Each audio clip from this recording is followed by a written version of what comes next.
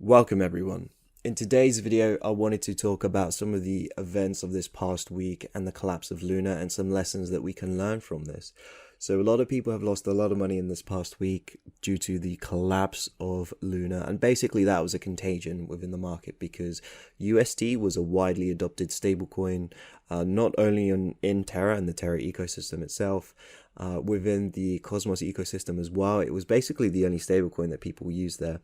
Additionally, it made its way into Ethereum, as well as other EVM-based chains as well, and Solana. So UST was pretty widespread, but basically it didn't collapse the entirety of DeFi because it's not as well integrated as, say, like USDT or USDC.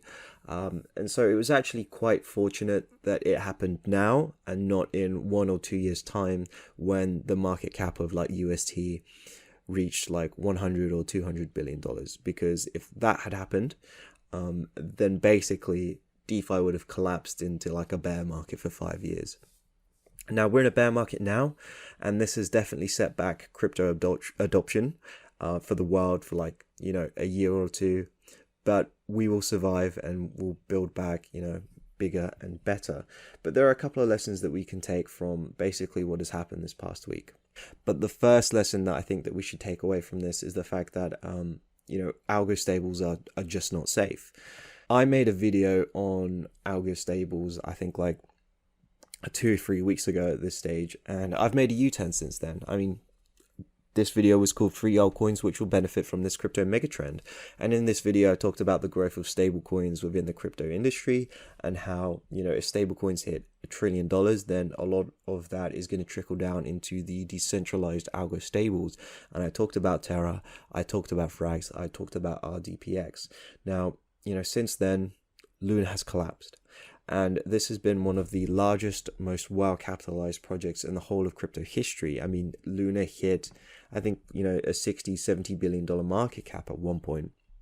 And that's one thing that I wanted to talk about, is that basically no one can really save an algo stable. I mean, the Luna Foundation Guard, they had billions of dollars in capital. They had a ton of BTC, a ton of UST. They had massive market makers on their side, like Jump, Free Arrows Capital, Defiance Capital, a bunch of other billion-dollar funds were behind Terra as a whole as well, and they had very smart people on their teams, and they all believed in this, and none of them were able to save Luna. Additionally, since then, Frax is considering, removing their algo stable part. So Frax is partially backed by USDC as well as their Frax share token. But I think they're looking to remove the Frax share part and then have it be replaced by under-collateralized loans, because Frax Lend is coming out soon and they're going to loan out to reputable protocols, and that will replace the algorithmic stable part of Frax. But like I said, there was so much money poured into this. There was so much belief as well in UST as a stablecoin, but once the death spiral started, it just couldn't be stopped. You had protocols out there that were specifically designed to protect the peg. I think it was called like White Whale. That was specifically there to help protect the peg. You had massive market makers coming out to pledge that they would protect the peg, and the lunatics as well were some of the craziest people on Twitter, just promoting the word of UST out there, and it still didn't matter. Now, the next lesson I think we should take away from this is that we can't support founders who focus on price, because they always get taken down a peg. Now, this is an interview that Do Kwon recently did, where he talks about how fun it is to actually watch other projects die. And basically, this was like, a couple weeks before Luna collapsed, but I think this is pretty funny that it happened.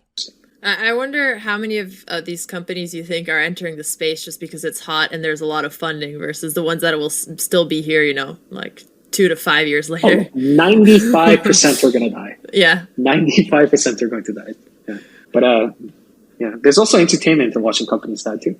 There's entertainment. Oh man, that's so evil. At least you get to learn from it, right? I mean, he would relentlessly go on Twitter and just make fun of people if you ever said you were going to short Luna or UST, he'd make fun of you. He'd say your size is not size. He'd make memes like this, right? I mean, it was pretty funny at the time. But looking back in hindsight, it's not something that you can really support, right? I mean, Algod Trading, he made a bet with Do Kwon regarding the price of Luna. I think whether or not it would be above $90 from like March 23rd the next year.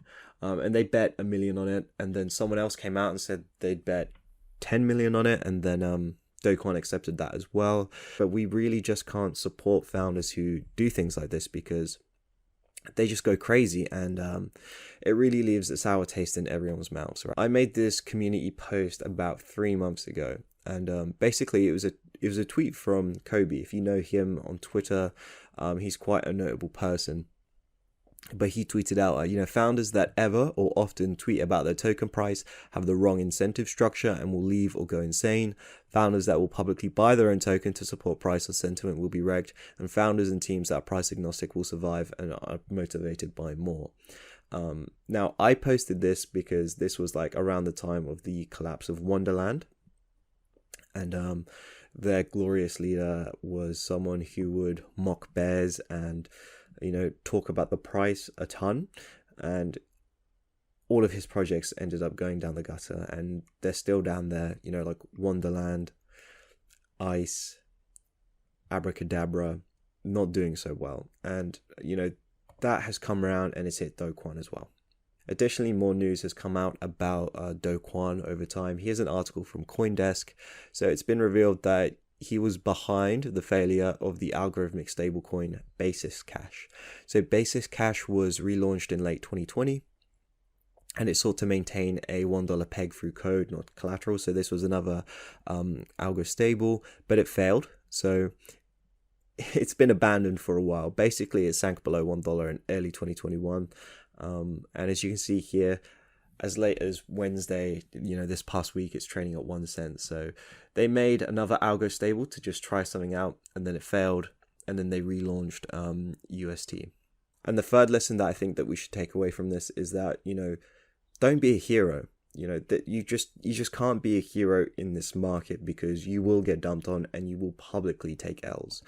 For example, one of the crypto banter guys, he posted here on Twitter and then deleted it like a couple of days later. Buying Luna now is the best risk-reward trade I've seen in a long time. There is a chance that it goes to zero, but if it doesn't, you may pick up tokens at crazy prices. It's an all-or-nothing trade, but I think a smart one. Now, basically, it went minus 80% in the 6 hours since the crypto banter guy posted it, and since then it's down basically 99.99999%. Like, Luna almost did go to zero. It's had a bit of a rally since, but it's still like trading under a cent. And just don't be a hero. You don't need to throw good money after bad money. When you see like a death spiral going on, or if you see a token going down like 60-70% in a day, typically there's a reason why you do this, right? I think that generally it's smart to avoid those situations. Like I said, there's typically a reason why. Now, the only other tokens that I would consider, not doing that for is Bitcoin or Ethereum. But even then, I'd hold back to see why the reason was, there is a 60, 70, 80% drop within a day. I mean, I wouldn't go ahead and buy Bitcoin on the dip if there was an infinite mint glitch, which allowed someone to print a ton and then just market sell. If that happened with Ethereum as well, I wouldn't buy the dip, but it just doesn't make sense to go ahead and do this stuff, right? I mean, even if a token goes down 90% in a day, it can still go down another 90% and then another 90%. I think a lot of people don't really consider this in maths, like the way that percentages work. They're kind of weird. Now, the fourth lesson I think that we can take away from this is diversifying your portfolio. Going all in on like one ecosystem or one token is not a good idea. Now, I say it's not a good idea because, like, okay, yes, if what you go all in on goes up and you make a ton of money from it, great, that's amazing. But you could be wrong. And when you're wrong, you've gone all in on one asset and then you've lost all of your money. Now, Rebel Deify made this post. He's a fellow YouTuber here. But basically, he said he didn't take profits out of the Terra ecosystem. He didn't diversify out. He didn't think that this could happen. He didn't listen to any of the critics, and he didn't prepare for any potential eventualities where Luna collapsed. Now, this is very unfortunate, but I think, this is someone who can definitely bounce back from this. But I think it's a lesson that we can take from here, that you don't go all in on, a singular token or ecosystem. And if you are, make sure that it's not an altcoin. I mean, I think it might be safer to do that within Bitcoin or Ethereum, but everything else has been very unproven and not battle tested. And so it is hard to ever just put your portfolio into a singular thing, because you have black swan events that happen, and it's not even necessarily that you have a collapse in a particular token. It could just be a collapse in the market as a whole. We've seen events where people have been mass liquidated. March 2020 was a big one, and you just don't know when this stuff is going to happen. Now, the last lesson today is that, if you must touch an Algostable to do any sort of farming, or you need it for a particular reason, is that you must find a way to protect yourself from any possible depegging events, because lots of people got wrecked on UST, and obviously you don't want this to happen to you. So there are a couple of options that you can choose.